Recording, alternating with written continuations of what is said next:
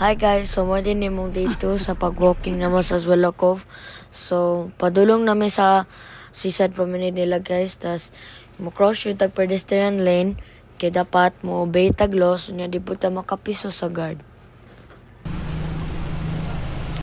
So, pasulod naman ani dire guys sa silang seaside promenade na po sa Lekundo Dira. Sana all kayo.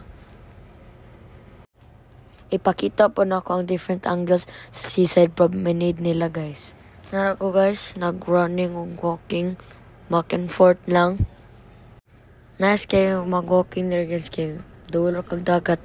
Nice kayo dire guys kayo makasimot yung kag fresh air. Kay most of the air guys kayo polluted. So dire naman nag-separate guys sa north, east, southwest. Kami ni Tata sa balik-balik lang mi sa east o west. Niya si Mama si naa sa west.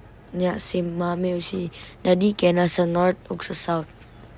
Tura si Tata guys, klaro kayo kaya naka-neon. Kung na kailang tanom, no? Nana kayo proof guys, nalingin dyan ang earth. Timing po dyan kayo guys, kay pag-abot na mo, nanading ng hawa sa lingkuranan, so nakalingkod mi. Timing kayo mo pag-abot guys. Nara ko guys, nagmuni-muni. Malayo ang tingin, wala naman tinatanaw. Pag magtanaw-tanaw ka diri guys, makahinumdum dyan kasi mong utang tanan. Nice parang color sa sunset guys.